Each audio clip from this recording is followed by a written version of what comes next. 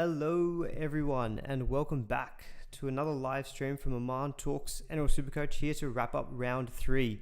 Bit of a roller coaster round this one was, so plenty to get our teeth stuck into, but hopefully you're all doing well in the chat.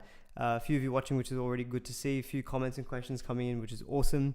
Obviously the round capped off by Ruben Garrick just deciding to bring the whole part score well above probably what it was looking like before that game, because there was a lot of pretty bad scores floating around and stuff, and injuries and injuries, sin bins, head knocks as well. All this kind of stuff happened this week, but I feel like the week is kind of divided into 3. You probably didn't have Cleary. If you had the ones who killed it, if you had Nico Hines and if you had like a VC on Payne Haas and you own Ruben Garrick, I think you're doing fine.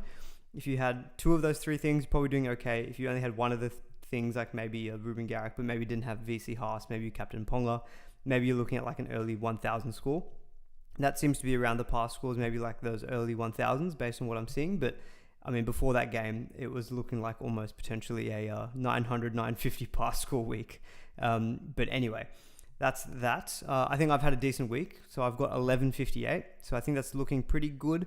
We'll see how that goes. I luckily in the end did get in Payne Haas for Hopgood as one of my trades. I did also get in Jesse Arthurs for Dylan Lucas, which turned out to be very, very fortunate because, I put my thoughts on Twitter and on Patreon, but I was just thinking, look, a hamstring injury, I know they say it's minor, but these things, you never quite know them. He was missing this week and then next week. And I thought if he starts missing any longer, potentially, then that's a very expensive hold. So in the end, I decided to sell, and that enabled me to get Tom Duffy up to Starling, get in Jesse Arthurs, and also get in Payne Haas, and left me with some money in the bank for maybe moves for next week. So very happy with that in the end. I VC'd Haas, and I took that loop just because I thought KP could still do very well, but it was 132 points at the time. I thought I just need to take these points, especially because the round was looking pretty grim at that point in time. So yeah, I think 1158, a pretty good score. I didn't quite get my sit starts correct. Like I benched, for example, Shibasaki and Purdue. To be fair, I was never really thinking of playing Purdue. Shibasaki I gave a little bit of thought to. I benched Alex Seyfarth in favor of having Tom Starling as the reserve. So it was either going to be Seyfarth or Starling who are going to miss out. Look, in the end, that's cost me 20 points. Not a massive issue, I guess, in the end. And I'm happy that Healy scored well. I played Nafahu White for 87. Another thing I'd found on, I posted it on Patreon, but there was an article of Nafahu White saying that he was excited to play back in his hometown in New Zealand, his first NRL game there. And I thought, and Lindsay Collins got ruled out. And I thought, okay, I can build a narrative in my head here. And so I played Nafahu White, saw him score that try, which is awesome. So he's got up to 87. So yeah, overall, I think the week's been pretty good. Connor Watson, obviously a little bit of a sour note, only 30 points. Probably going to miss next week because I think post-game the Roosters confirmed it was a Cat 1. So he's going to be on the 11-day stand down and miss round 4. As is Nathan Cleary, who I'm sure plenty of people own. We'll talk about him, absolutely. Roger Tuivasa-Sheck is also injured 2 to 4 weeks hamstring, and he's had a recent history of hamstring, so I'm probably going to be selling him. Skelton came off the field, didn't look great. What else is there? I mean, there's plenty. Cleary we spoke about, RTS, Skelton, Dylan Lucas already. Connor Watson's missing next week. Corey Horsburgh got a sin bin, so there was just a few things happening this week. And yeah, Ruben Garrick scored 4 tries. Anyway, that's how I went. Let me know in the chat how you guys were tracking. I'm seeing a few scores here. Matt Sherwood said he sold Garrick instead of RTS. Oh God, that's a brutal, brutal swing. But he ended up on 1080, which is probably fine in the end. Saying, should I buy Garrick back? Yeah, it's hard when you've missed this massive score from him. What did he end up on? 160? He's got Parramatta next week though. So there's maybe not 160, but you can definitely see him maybe going 80, 90. And if Turbo's back in the team, which should probably be the case, then Garrick can still do well as well. And yeah, generally at Brookvale they'll do much better Manly. Do we buy back Garrick for RTS if we sold? I'm seeing a couple of those questions. I think you've got the ability to move off. And yeah, he'll have that 160 in his rolling average now for 3 weeks. So Jay Schubert on Twitter, amazing account. So he's got him going up 70k, Ruben Garrick, with the 23 break even. So he's going to get more and more expensive. He's currently 680k. So we're looking at someone who's going to get up to 750. I think 750 for Garrick is still a fair price. Like he's been more expensive than that in the past. So I think I'd probably say, yeah, you know what, if you are looking for someone in the center wing, I mean, you could go Tui Pelotu instead. I think he's going to be very popular for people who are selling RTS. He's got like a negative 50 break even, but I understand the FOMO that you've had now, probably missing out on these massive Garrick points. And guys, if you enjoy the stream, please do give it a like as well if you do enjoy it for today. But yeah, Starling was a little bit interesting. I'm seeing someone here from Nick. I'm so tilted at Ricky Stewart. He didn't want to put Starling back on, plus he picked Tamale. And he made me squirm out of picking up Haas. Yeah, a lot of people... In the end, I didn't buy Tamale. I just went with the thought of... I think my thought process is always, as much as I can, get the guys in that you're scared of, you know, the ones that you're afraid of, because generally that's where your gut is going to be leaning towards. And also, if they continue to do well and you don't get them, it becomes very, very tilting and triggering. So I was very scared of paying Haas. So I just said, look, I'm just going to get him in this week and prioritize him. And I wanted Jesse Arthurs because of the good run and lower break even than Tamale. And I was much more keen on Starling, I think, job security wise. In the end, that's probably paid off at least for this week. Tamale could still do well. But, you know, back on the back of that loss, maybe Ricky looks at things, and, you know, if Hopewadi got in the team, for example, then that would be a bit of a blow for anyone who did buy Tamale this week.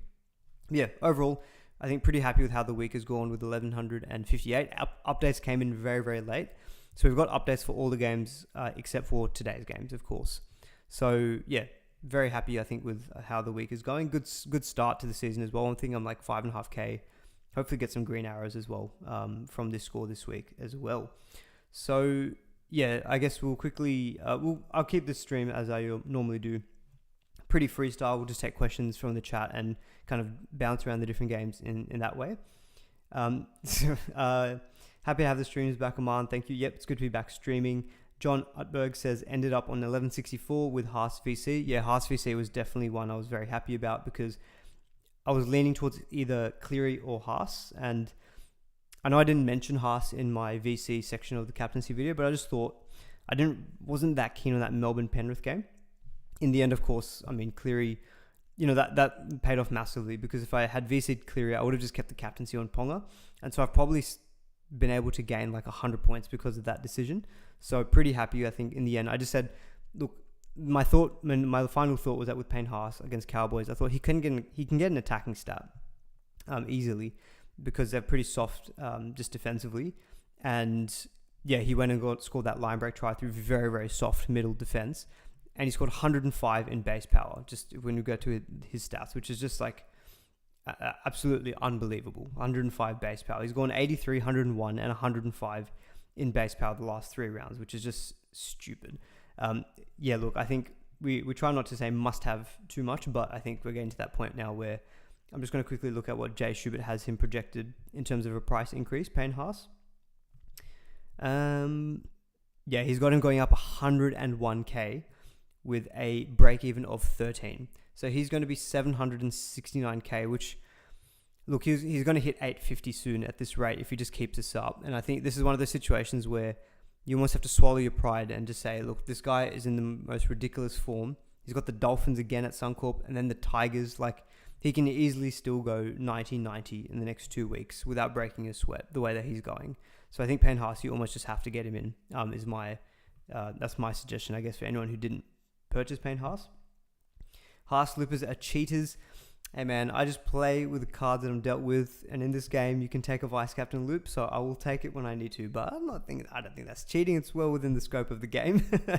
1153 without Haas from Fangnada. That's a very, very good score without Payne Haas. I'm assuming you must have maybe like a Nico Hines as well, maybe like a Brian To'o who scored 105. What else are we saying here? Haas, not a Haas owner, only got 1,003. That might be about par.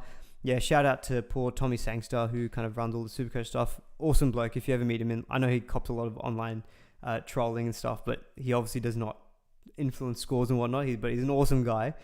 Met him in person a couple of times, and yeah, he straight captained Cleary this week, which is just absolutely brutal.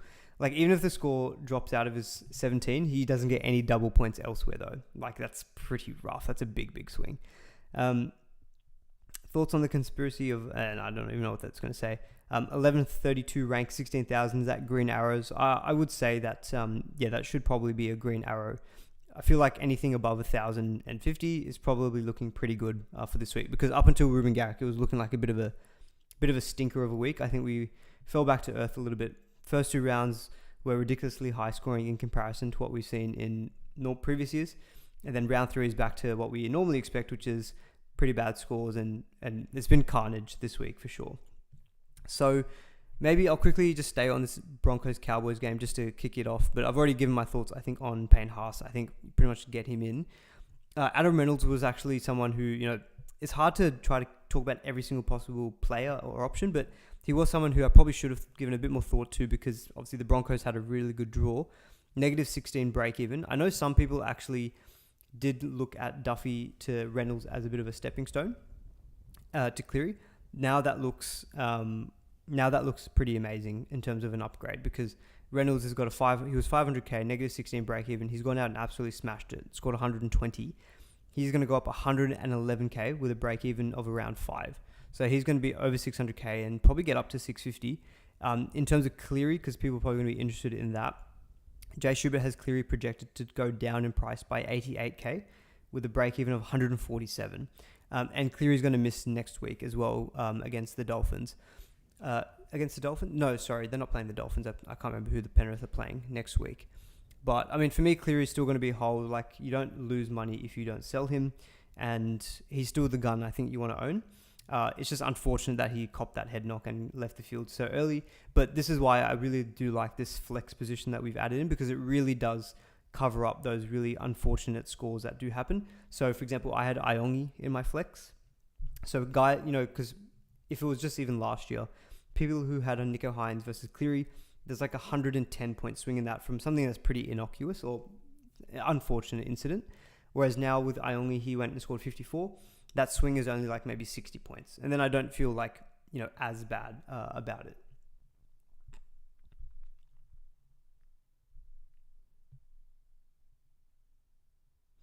Sorry guys, one sec. All right, sorry. Have you heard from Tim? Who's that? I don't know. I have no idea what some of the chat is saying, but anyway, Lucas, Cleary, Brimson to Haas, Hines, and who else? Not sure what to do about Brimson, but he's been a flop. I hate the low floor Supercoach type. Example like Reece Walsh. I don't love selling Cleary, as I said. So, because the thing is, yes, he'll miss next week, and he's going to lose a lot of money. He'll go down to probably low 700s. He'll miss round 4 against the Rabbitohs, but then he'll be back at home in Combank Stadium against the Cowboys. Then he goes into the Dolphins. I think for me personally, unless you can really make that money work, if that's the only way you can make money to, say, get like a Payne Haas, for example, I'm very happy to hold on to Cleary. He's just going to miss next week, most likely. Then he'll be back for the Cowboys, and I definitely want him for that round, because that's a good matchup in terms of conceding points and scoring points. Sorry, one sec, guys.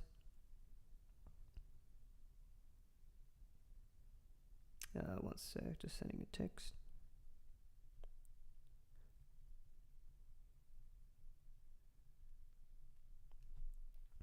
What is the par of the round, says Schoolie Boy? I think, early thousands now, just based on that Ruben Garrick kind of big score.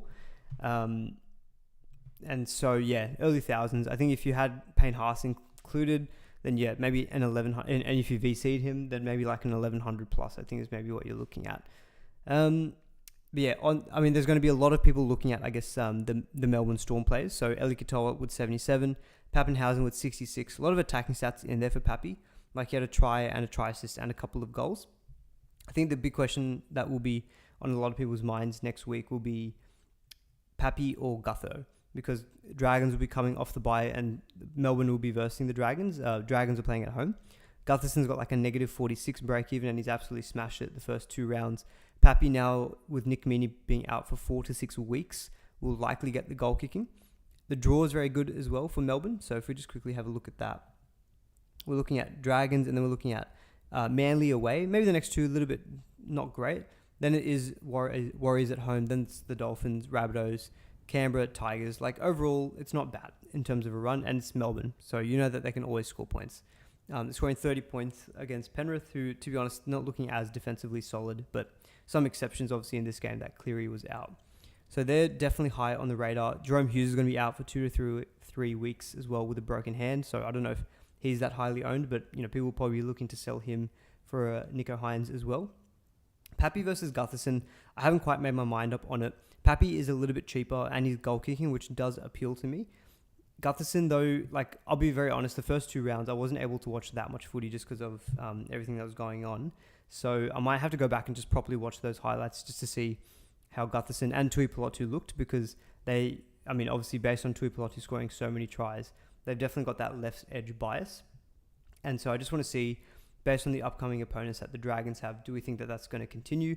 And also, do we think that Gutherson's going to be able to maintain this really high scoring that he's had? At least with Pappenhausen and the goal kicking, I'd wager Pappy's probably safe in maybe like a early 70s average, I think is where I'd put him.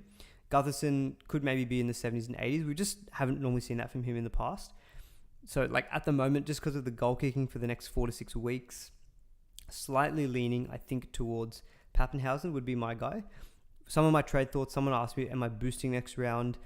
Yeah, potentially that could be boosting next week because I've got RTS in my team and I think he's out 2 to 4 weeks. So I'll probably be selling him. Luckily, I've already got Tino, so I don't need to look at him. And I've got, what's his name? I've got Munster already. So I was maybe looking at potentially doing a boost of RTS. I can either downgrade to someone and then free up money to go like Iongi to Pappenhausen. That way I'd be running 3-gun fullbacks of Turbo, Ponga and Papy for the next little while. Or instead, I might just go RTS to Tuipulotu and maybe skip Pappenhausen. So maybe 2 trades, but potentially could boost as well. Are you going to trade a fullback to get Paps or Gutho? Yeah, I don't think I'll be trading Ponga. So even though Turbo's got Parramatta next week, so I'm definitely not trading him. I'll be probably captaining Turbo next week, and he should be a certain starter, I think is what was the commentary used. 1 second. Sorry.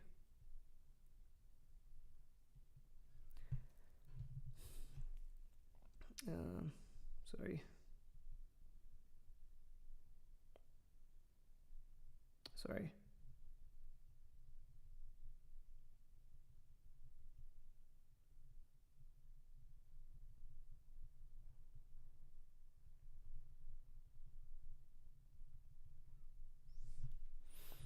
Is Munster still an option? Yeah, Munster is still definitely an option. So he had 3 try assists for only 61 points.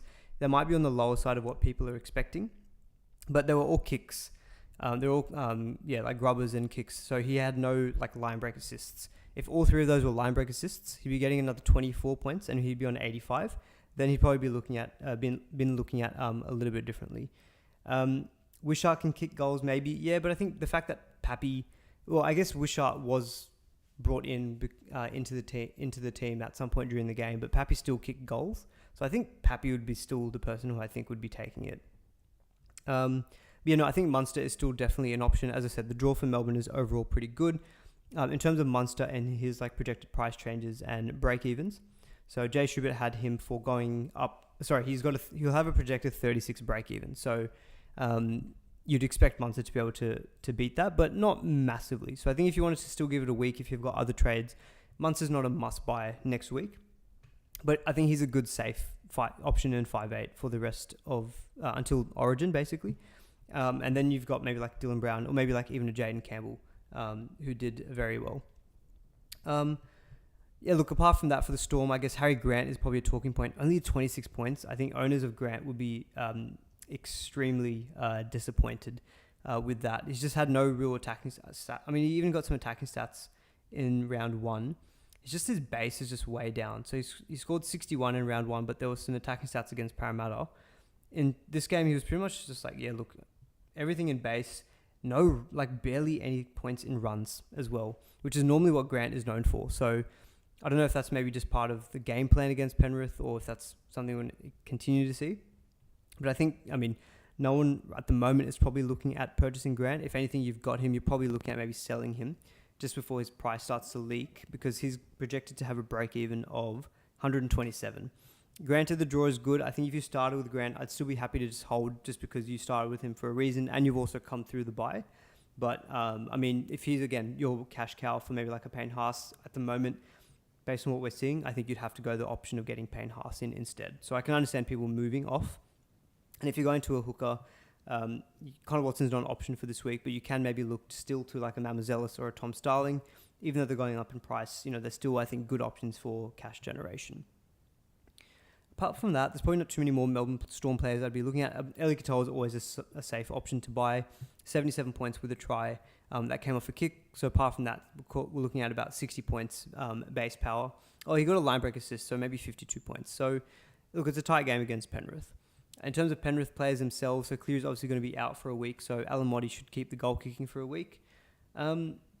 Lindsay Smith has put up another good score of 76, but that did include a try assist, line break assist, so probably inflating the score just a touch.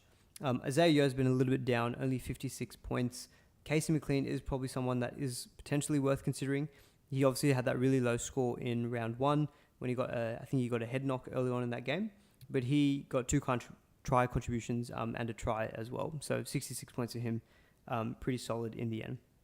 Yeah, Harry Grant having 1 run in the end is, that's not exactly what you'd be wanting to see. Someone's asked, I missed the start, what to do with Cleary. My opinion, Arnav, I think he's a hold. I think you hold Cleary just because he comes back to the Cowboys in round 5, and I think I'll definitely be wanting him for that particular week. On to the next game, which was the Warriors and the Roosters. Cleary to Hines too reactionary. I think it is a bit too reactionary.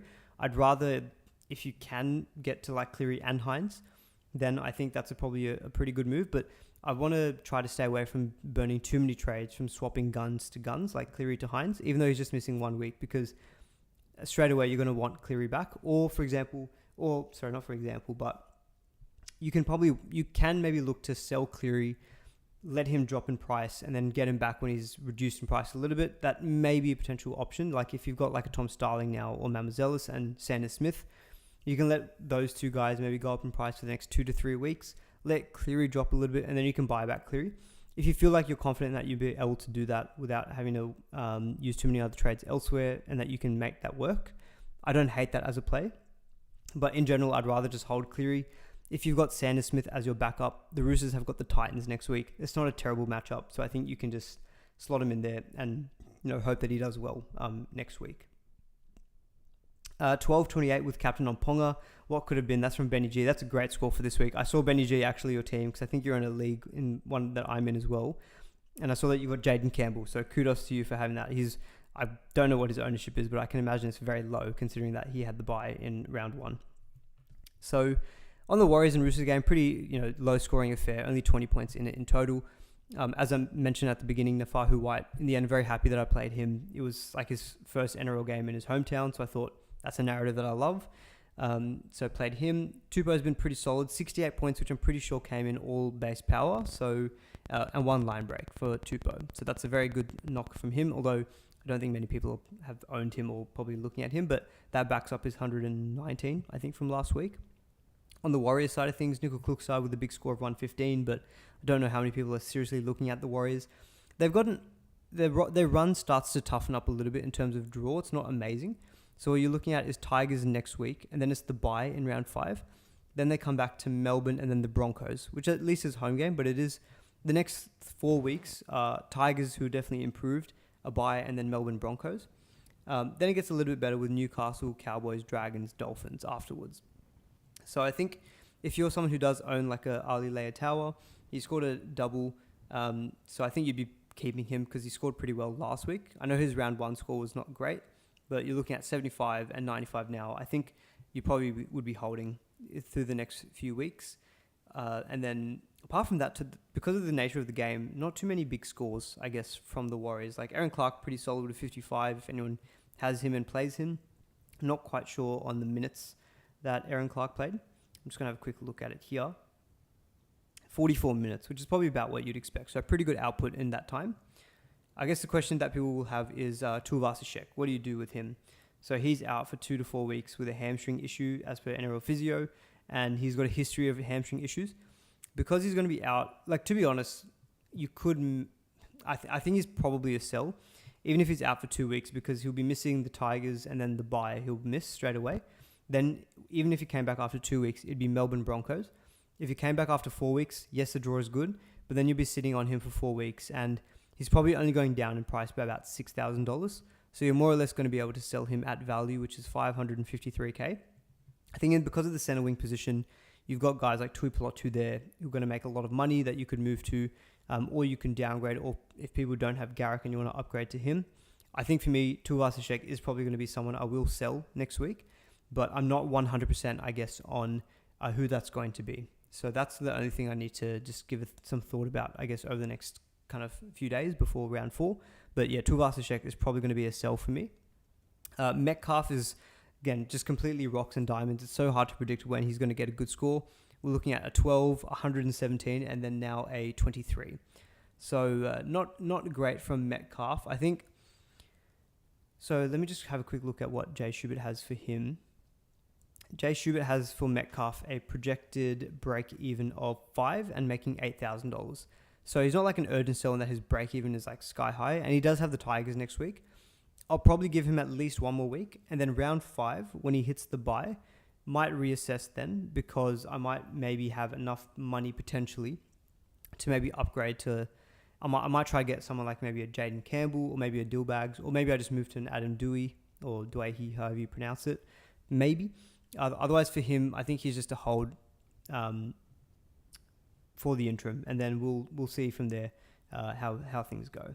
But yes, he's very rocks or diamonds. I think because of the depth getting tested next week with Knights being on the bye and all of these outs that we've had, I will probably most likely play him next week, but let's see how it is.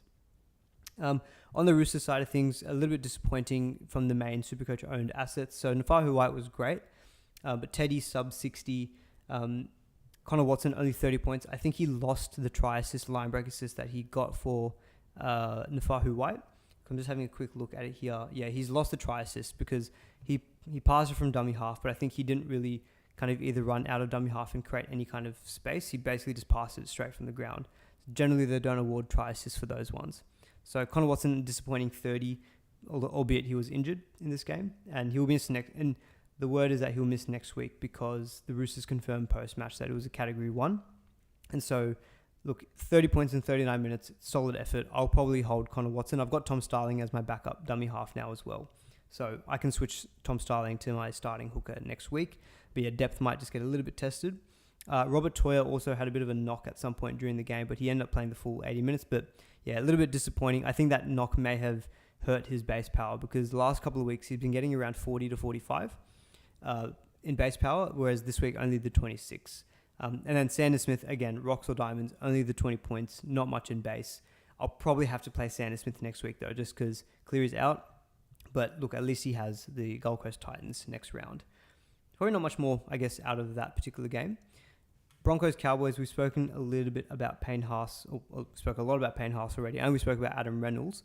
Not many other massive scores from the Broncos. I guess Carrigan solid with 63. Jesse Arthurs, thank God he scored that late try of 62. So he's set to make pretty good coin for those of us who purchased, which I'm pretty sure was most people here because he was the most purchased player last week. So yeah, he should be expected to go up in 117k in price with a negative 12 break even. So if he puts out another decent score next week against the Finns, we could be looking at someone who's made close to 200k for us in 2 weeks, which is exactly why you wanted to buy someone like him. I think I'm just going to ride him out for the next 4 weeks in the Suncorp games. If he drops a stinker where he scores like 15 and then the break even peaks all of a sudden, then I think at that point you just cash in and you trade him out at that point, but good enough for now. Shibasaki should also make us some money. He actually looked quite good in this game, which is encouraging because Katoni Staggs should be back next week. But Dean Mariner didn't look great. Shibasaki looked better. So hopefully Shibasaki maintains his place. He's going to make approximately 82k and he had a break even going into this week. Oh, he should be getting a break even of about 9 as per Jay Schubert. So he should hopefully still make us some more money.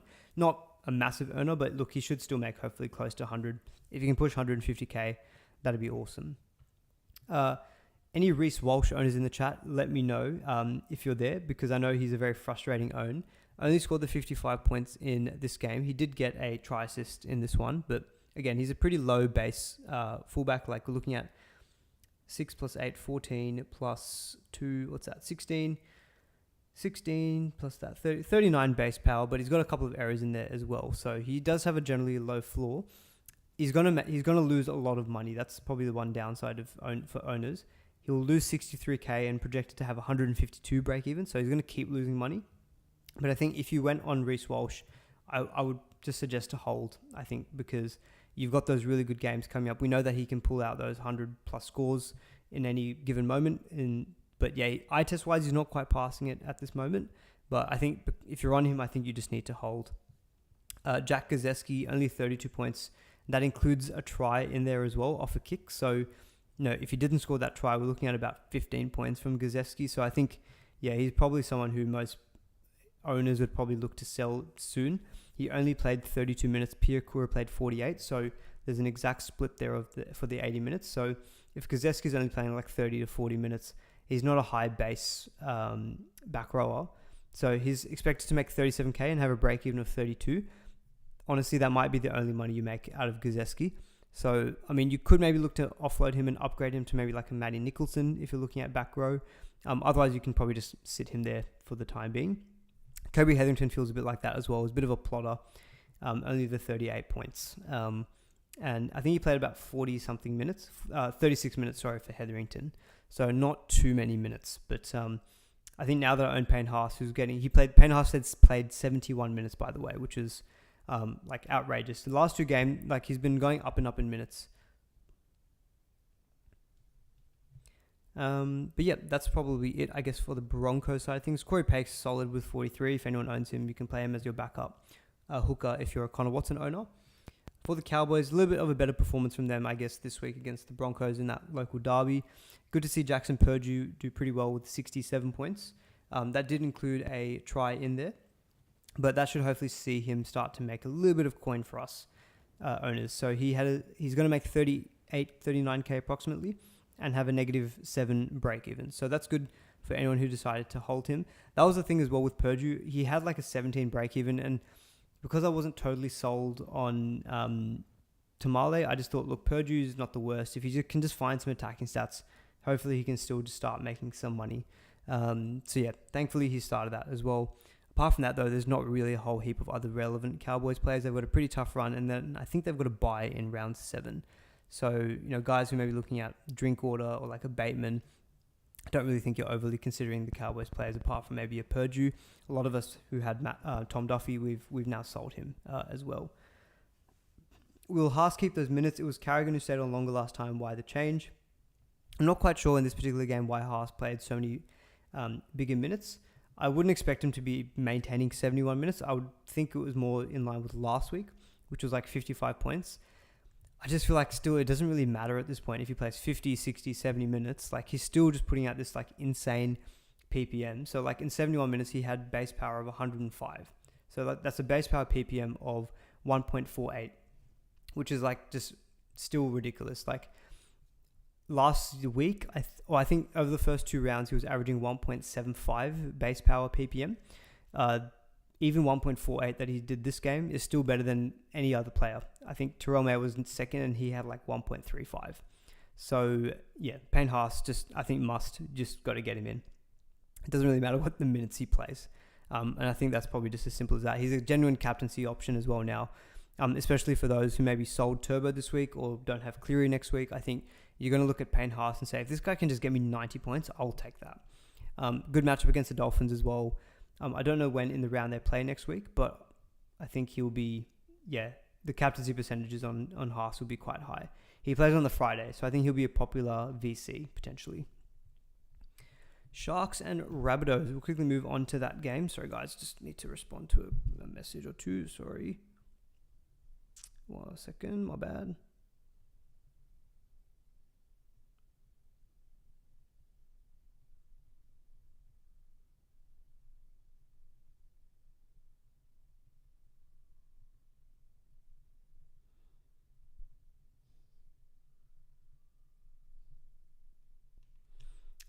So on the Sharks and Rabbitohs game, a pretty dominant performance, I think, from the Sharks. They had a very good first half, and I think they kind of took their foot off the gas. But I think the Sharks players are definitely interesting for those who are maybe looking at selling someone like an RTS, or maybe if there's an injury to Skelton as well, and if you maybe need to move him on. They've got Bulldogs in round 4, but it's a home game, so that'll be an interesting game. Then they've got Canberra away and then Manly. Draw's not amazing. Then it's the Knights, Tigers, Parramatta, Manly, Melbourne Roosters. So it's a little bit of an up and down draw, but the Sharks are obviously just like a gun team. So I think you can probably trust in their players. If you're looking at centres, like Mulatalo and Kale Iro both scored really well in this game. 109 points in 85. Length of the field try for Kale Iro. He's still got really good underlying work rate. And I think people will be interested in him because obviously last year he was really good for us. And he's kind of picked up where he left off in the back half of last season, where his average really stepped up. And I think he was kind of averaging around the 70s. He's expected to go up about 52k in price. So he's going to be close to 700k, which is quite a lot. And it does feel like a lot for a centre who's not like goal kicking, but he's just got a really good work rate. And the Sharks are a gun team, and they're definitely scoring a lot of points. I don't hate the Kale Iro shout. He's probably, I think he's pretty low owned as well. Yeah, he's only 2% owned currently, so he's definitely a pod. Mulatalo, I'd probably prefer Kale Iro. He's a little bit cheaper actually as well currently. He's got better work rate, and he's just not as rocks and diamonds as Mulatalo can be. Nicho Hynes obviously looked really good in this game. He was goal kicking. I think he had one try assist, a try, goals, try contribution. He was very, very close to getting another line break assist, try assist, and potentially a goal. But Stone Street dropped the ball over the try line. So Nicho Hynes owners, you'd be happy obviously with the massive swing versus Cleary owners. But you're probably thinking, oh, that could have been like 140 potentially his score instead of 113. I was very interested in Nicho Hynes in preseason. And the very first team that I made actually had Nicho Hynes instead of Cleary. I'm not going to claim that I was always thinking my gut was going Hynes, but a small part of me is like, well, you did like Hynes' price, but I think that's a bit of a hindsight take because, no pun intended, because Cleary looked awesome in the first 2 weeks. And I think even in that Vegas game where he scored 68 points, he should have probably had at least even a 40-20, if not maybe a try. He's probably could have added 20 points to his score or even 30 points.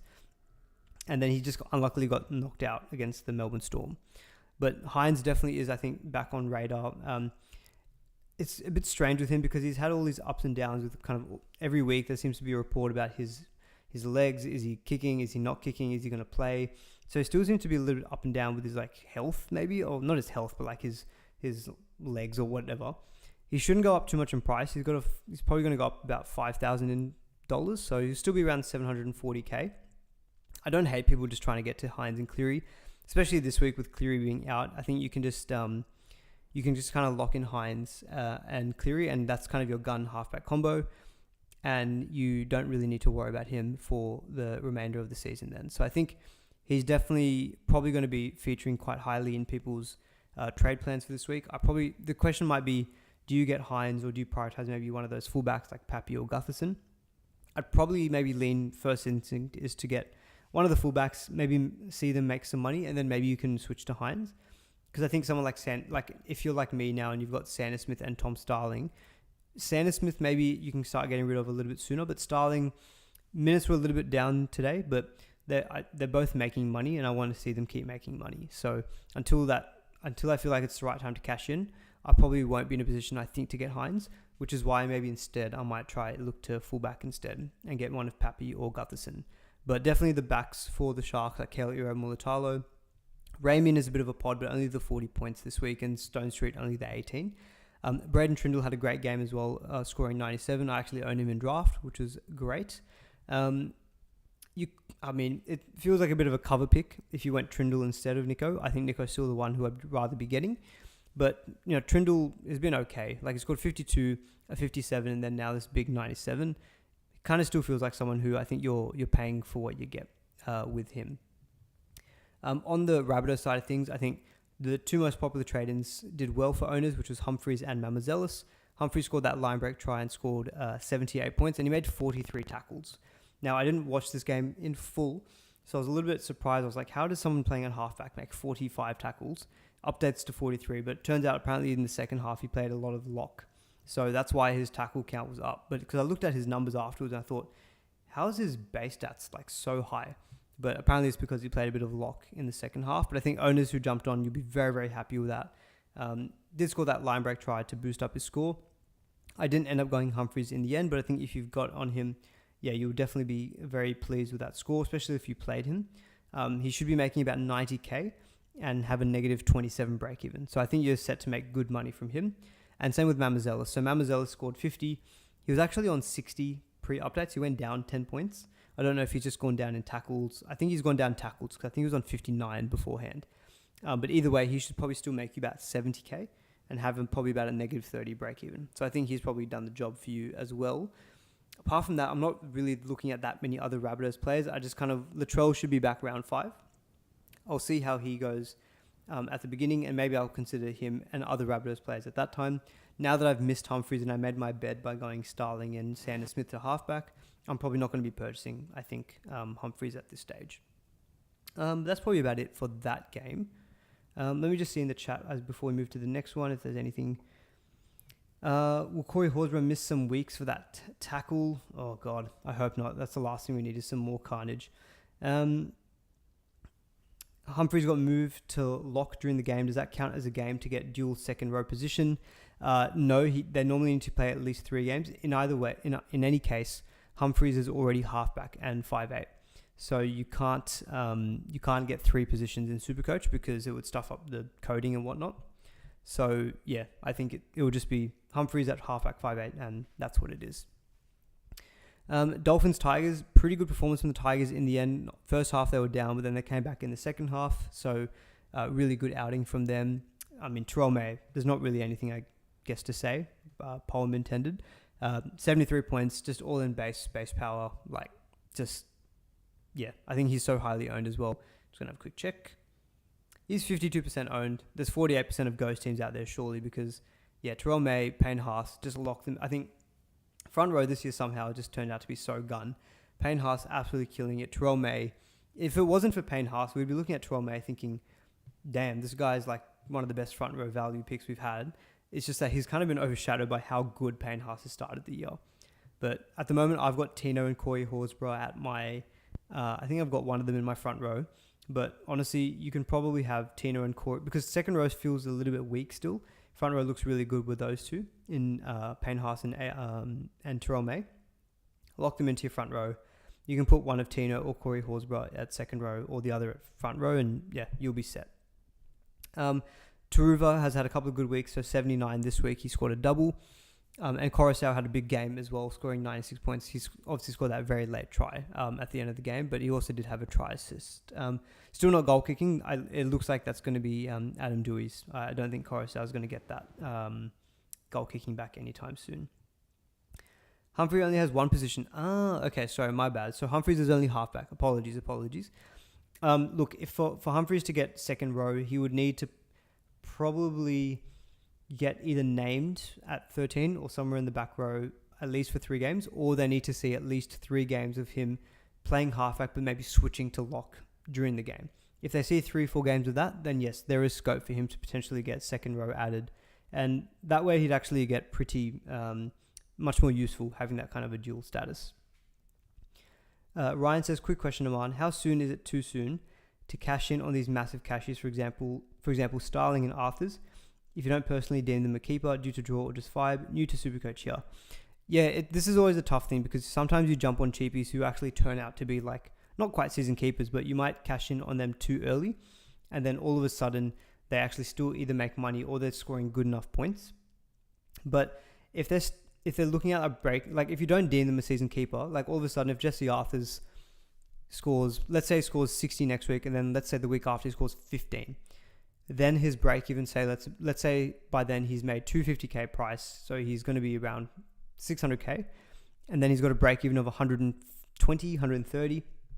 I think you'd probably at that stage say, okay, Jesse Arthurs traditionally has never scored that high, and if he has a tough game that week, then I think you can probably safely cash in, because then he's going to start leaking in cash, especially if they drop something like a 15, because your break even is based on a continual 3-round rolling average.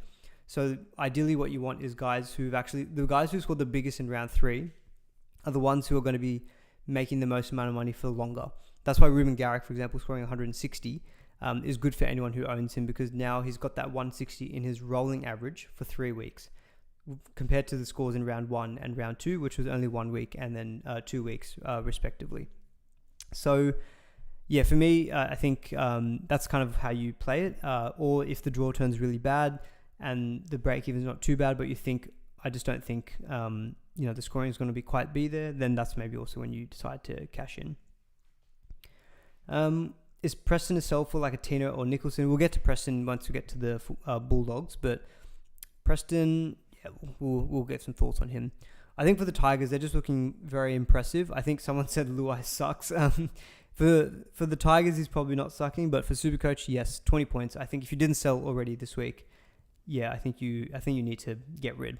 He's just not, what he's doing for the Tigers is just not very conducive to Supercoach points. Who else we got? Alex Seyfarth scored that line break try, so very happy with that, 73 points. Other relevant owners, like 50 from Galvin, again, solid enough. He had a bigger score last week, but that's honestly 50 is probably the lowest that Galvin generally will score for you because he's generally got a pretty good work rate. Dewey a bit quiet, but only the 42 points, but that includes the goal kicking. Skelton will be a talking point because he seemed to have, I missed this in the actual game, so I didn't actually see this happen myself, but supposedly left the field and wasn't looking great, like it was a bit of discomfort. So he's definitely one to watch in TLT if he does get named. Only the 39 points, just the one line break for him. So a bit of a down week for Skelton. I don't know if he's actually set to lose money. He's going to make like 3,000 and he's got a break even of 59. So he's kind of just held value. If he's out for more than say if he's out for like 2+ weeks, I'll probably just get rid. Skelton's been fine, but he's not been like absolutely setting the world alight. So like I don't mind getting rid of him. Like let's say hypothetically if RTS and Skelton were out, I could see myself going one of them or maybe even both of them to cheaper guys, and then maybe upgrading like an Iongi to like a Papy or a Gutherson, and then running with the 3-gun fullback structure. On the Dolphins, again, probably not a whole heap of, not a whole heap of relevance. Skelton went off at the 50-minute mark. Okay, yeah, there you go. So I'll quickly just double check those minutes from Skelton just to fact check. Not that I don't think you're telling the truth. I just want to make sure myself. Yeah, he only played 48 minutes for Skelton, so he didn't play the full 80. So I'm glad that he's got a good work rate because 39 points in 48 minutes is still pretty good. But yeah, coming off early, not great. I mean, it happened with Dream Buller last week. Fingers crossed that maybe Skelton comes through for this week as well. For the Dolphins, Isaiah Katoa was very impressive, 74 points. He actually had a negative break even coming into this week, but he was just at a bit of an awkward price. I think that's why not many people were considering him. 390k, negative 15 break even. He was set to make good money, but again, I feel like halfback, you're probably either in the Cleary Hines camp or you're Cleary Sanders Smith or Hines Sanders Smith or maybe a Humphreys now. I think you've probably made your bed. You're probably not looking to make too many more trades at halfback, unless people are selling Cleary, which is Greyvox is saying who else is dumping Cleary. Personally, guys, I'm still in the hold Cleary camp, unless you really think that you can make good money by selling him and then buying him back. But again, that costs 2 trades. You just need to be thinking of that. But, if you're trying to do that play, I'd probably be looking more at like an Adam Reynolds, who's got a really good draw and he's got a big score in his rolling average now for the next 3 weeks as well. Dan Safidi, 76 points with a try assist, so obviously, and a line break in there, but otherwise a pretty good score from him. But I feel it's tough talking about front rowers. I feel like now we're all pretty set with front row. If you start with Horsburgh, if you're buying Tino, and if you're getting Payne Haas, and if you start with Terrell May, like front row is pretty set. So there's a lot of good front rows actually floating around, but it's tough to kind of recommend buying them, to be honest. Herbie Farmer with a good stint, 85 points, scoring a try in that one. Cody Nikarima as well, but it's probably not a whole heap of other relevance. I guess Tom Gilbert, 47 points. He's gone 48 and 47, so he's kind of reduced from his big round 1 score. I think guys like Gilbert, guys like Seyfarth, even though Seyfarth has scored well this week, if those are the guys that you're looking at that maybe you need to sell to upgrade to like a Tino, while Tino didn't absolutely smash it this week, he scored 61 points, which is still very solid. I do think that long-term Tino is someone who I'd much prefer. These guys are like 100k or less away in price from Tino. So I think if they're the ones that you need to sacrifice to get to Tino, I'm probably on board with that. So that's just some thoughts on maybe Gilbert and Seyfarth. For the time being, I'll probably just keep Seyfarth. Originally this week, I was looking at maybe selling him for like a Matty Nicholson. I might now instead though focus on my centres where I've got RTS and I do have maybe Skelton as issues. So Seyfarth probably might just stay for me. Or you can downgrade them to maybe, as Matthew Sherwood is saying in the chat here, to is it Tim or Tom Kant from the Knights, who scored pretty well this round as well, but we'll get to him. Tabuai-Fidow, very disappointing with only 22 points. And yeah, I think even Royce Hunt, like, I'm actually kind of glad I didn't end up starting with Royce Hunt, because he's actually going to lose a bit of money and he's just not playing enough. He's not got the role, I think, that we probably were hoping for if anyone started with him at 249k. But yeah, otherwise, good win from the Tigers. So we'll get on to the Titans and Knights. So we'll talk about Thomas Kant now, or Kant, sorry, I should say Kant. So he scored 88 points in this game. Very disappointing for the Knights in general, but very good work rate. So he had a try contribution and a line break in there. So if you take those 14 points out, though, we're looking at 74 points in base power. So 46 tackles, 26 points in runs, a couple of tackle busts in there as well. Like, very, very impressive outing from him. He is 274k. And now that we've got the news as well that Dylan Lucas is out for 6 weeks, you'll get probably at least, if he continues with that role, he should get 3 price rises, because he's played his first game this week. He'll play another one next week, and then you can maybe downgrade to him in the third game, and then Lucas might still be out for another 3 weeks. Actually, sorry, you'll only get 2 price rises most likely out of him, just because the Knights do have a bye next week. So you're missing 1 game there in terms of price rise. So yeah, you're probably maybe only going to get 2 price rises out of him. He played the full 80 minutes, which is good. So definitely not one I think I'll be rushing to buy this week. I'd probably give it until round 5, because the other thing is that Lucas, yes, he's out for 6 weeks reportedly, but again, on the flip side of there could be delays, he could also be recovering faster and come back sooner. And then you wouldn't want to buy him and then buy Thomas Kant, and then Lucas comes back early. So I think he's just one who I'd suggest just to wait.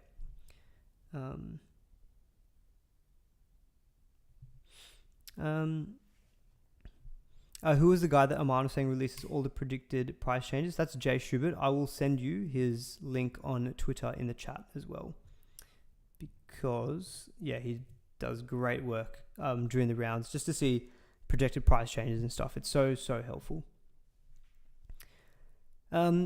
Yeah, so I think on the Knights side of things, pretty disappointing. They're on the bye next week. I mean, Bradman Best was good again for the second week in a row, but you're not looking at purchasing any of these guys. Even Fletcher Sharp, 54 points, and he had no attacking stats. That's all base power. So, Knights players are definitely targets, I think, still in round 5. Draw isn't as good now as what it was probably at the beginning of the season. So we're looking at, after the bye, the Bulldogs, then it's the Tigers, who are definitely improved, then it's the Sharks, Warriors, Rabbitohs, Titans again, Parramatta, before Penrith in round 12. Overall, I still think that's a pretty good run. There's maybe just a couple of tough games there, maybe 5, 6, 7.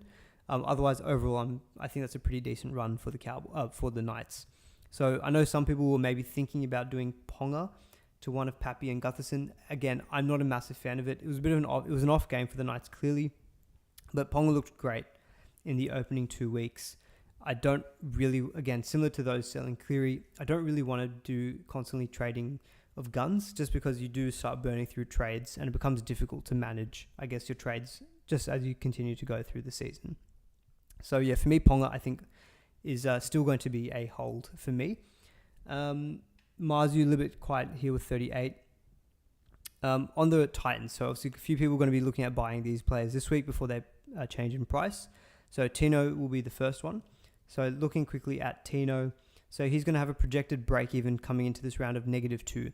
So he's going to make a lot of money. I think, look, he played 55 minutes again this week. So he's played 55 and 55 minutes.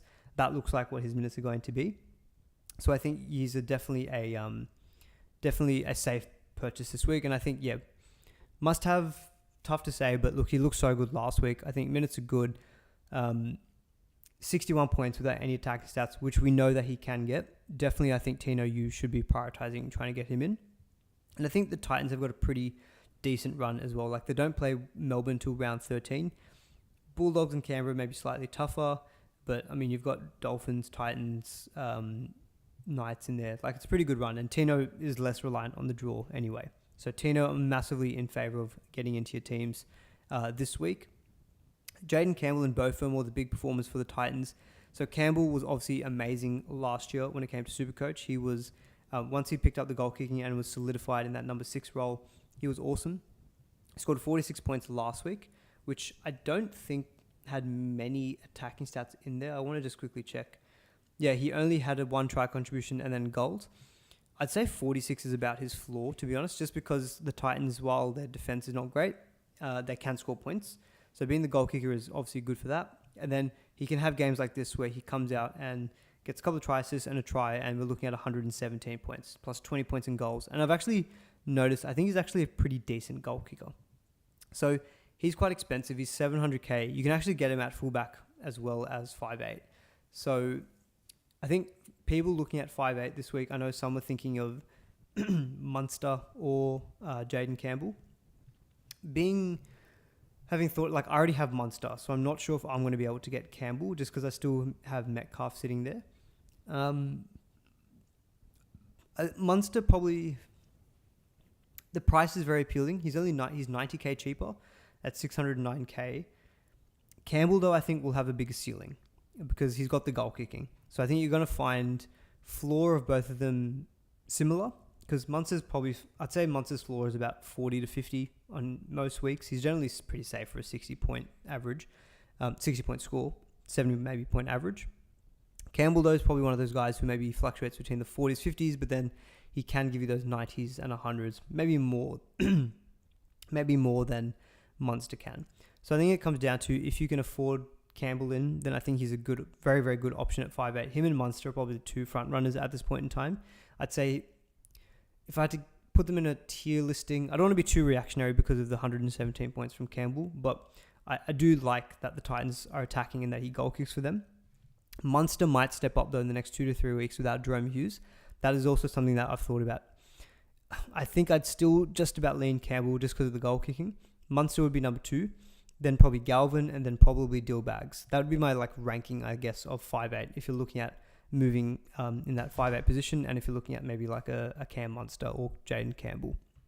Beau Fermor, I know a couple of people actually bought him in this week, so those who may be selling RTS who want a piece of the Titans, he scored 68 points in round 2, and then he's backed it up with an 80 points here. Fermor has generally always been pretty good when it comes to Supercoach in terms of point scoring. So just having a quick look at his stats from last week. So yeah, that was 68 points with only 1 try contribution. Otherwise, everything else was in work rate. So we're looking at 64 points in base power. And then in this game against the Knights, he did score a try with a line break in there. So if you take that out, 27 points, looking at 53 in base power. So he's generally pretty safe, but a bit of an awkward price at 590k, but I don't mind going him as a bit of a pod if you're looking at maybe pods in your center wing or maybe also in your second row, because he's proven in other seasons that he was very popular last year when he was priced around the 400k mark. Fafita still, I think, coming off the bench in this one. And I think I'm just going to have a quick look at his minutes. He played 55 minutes coming from the bench, which is better than the week before. But I think while he's still coming off the bench, I need Fafita playing 80 minutes. Otherwise, he's just not an option for me at this point in time. And that 56 did include a try as well. All right, we're going to fly through the next 2 games pretty quickly just because I've got to be jetting off very soon. So Eels and Bulldogs. So I'll admit I didn't actually watch this game, so I'm only going to be looking off the stats for this one. But Iongi, I know, did get a try assist, line break assist, so he scored 54 points in the end. In terms of cash generation for Iongi, we're looking at a 60k price rise with a break-even of about 14. So he should be making us some pretty decent coin in the next week or 2. I may still upgrade Iongi, though, to a gun fullback next week. That's not totally off the cards, despite him scoring okay this week with 54. Hopgood 59. I moved off of Hopgood for Haas, which I think obviously paid off massively this week. Yeah, I think Hopgood, just while they're not getting many attacking stats, I think that's probably going to be where he's around in the 55 to maybe early 60s. Hopefully he gets back into the 70s, but doesn't look like that's coming anytime soon. Dillbag's very solid with a 64 points, included a try assist and a try contribution. Lomax, awesome work rate. He scored 82 points. missed 2 goals, but we're looking at 18 points in tackle busts and 47 points in runs. Like, that's unreal. So his base power was amazing in this particular game. Lomax is going to go down about 30k in price, but his break-even 74 coming into this week approximately. So he's still going to be quite expensive. It feels difficult to invest just because of how, how the Parramatta Eels are going. But he's proven so far like 47, 79, and then 82.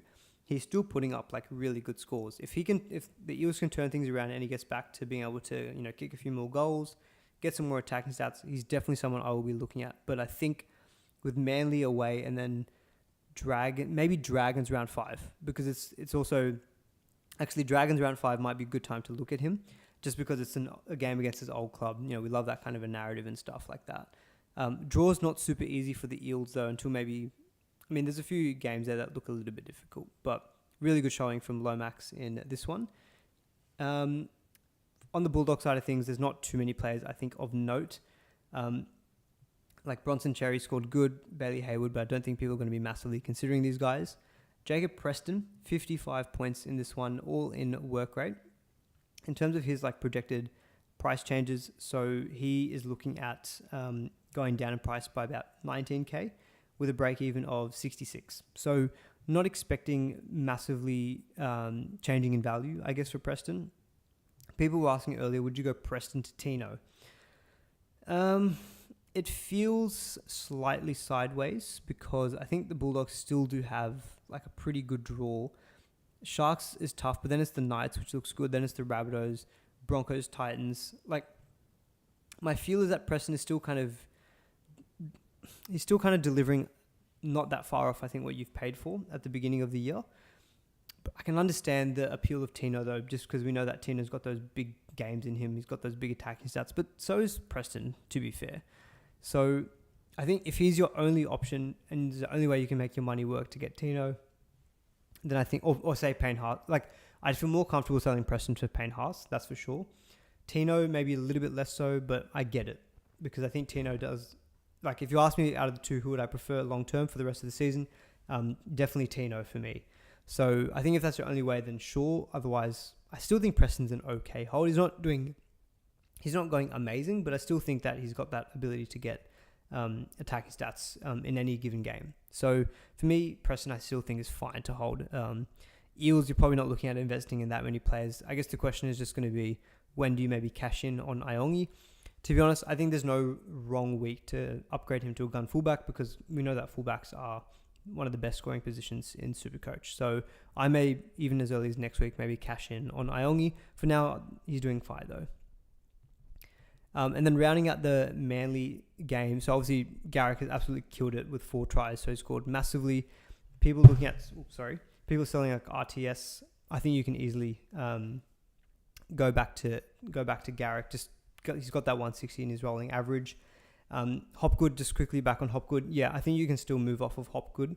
In terms of projected price changes, Hopgood is going to go down about 40k in price and still have a 93 break even. I think there's still some more cash that he may leak. So I think, he's probably still one I would look to move off on and maybe get to Payne Haas. If you can try to get some money to go Hopgood to Haas, I still think that's a really, really good trade. Olaquatu back this week as well with 82 points with a try assist in there, obviously scoring 40 points. A really good win for Manly. Raiders just, a bit of a down game for them overall. Someone's asking, should I trade Corey Pakes for Starling? I don't think I'd be going Pakes to Starling just because Starling had lower minutes in this game. He played 54. So a little bit concerning. We know Ricky loves his roulette. 68 minutes and 70 minutes, and then now this week 54. Starling was killing it though. He was on 45 at halftime, and I thought, sweet. He might just tackle his way to 65, 70 points. But if he played the 68, 70 minutes, but it wasn't to be. But 53 points is still good. Corey Horsburgh, 48 points, but that did include a sin bin. So not great. We're probably looking at 65 points if he didn't get that sin bin because he would have been on the field. Plus, he obviously would have got back 10 points. Someone did ask me thoughts on Semrani from the Eels. So on him, if he gets named again, he could potentially be a downgrade option. He's got one game of 55 and then 42. And one thing I noticed with him, I'm just going to double check his stats from this week. Yeah, no attacking stats, all in runs. Pretty much 28 points in runs, 12 points in tackles, and 6 points in tackle busts. So he's got actually a pretty good work rate. So I think Sam Rani, if he gets named again, actually, he might be a good downgrade target for next week. So again, actually, you know what I think about it? If you're looking at selling a centre wing like an RTS to free up funds, RTS to him, that's probably making you like, 350k? You know, that could be the money to go Metcalf to Jaden Campbell. That could be the money to go get like your gun fullback. They actually could free up a lot of options doing that. So I actually might look at Sam Rani as an option myself. I might just need to double check though if he was filling in for any backline players for the Eels in the last couple of weeks, so I'm not 100% sure. So I just need to double check that just to make sure that I don't get him and then all of a sudden he's actually dropped from the team. But yep, apart from that though, I think, yeah, Tamale disappointing, only the 21 points in a well-beaten team. Matty Nicholson, 41 points. I just want to check, did he play the full 80? He scored about 36 points in base power last week. So if he played the full 80 and scored 41, that's probably going to be around his around his base power. Yeah, he played the full 80 points. No attacking stats, obviously, in this one. So in terms of him, he's projected to have a negative 33 break-even coming into next week. Because obviously he had a really big score in last week when he first played.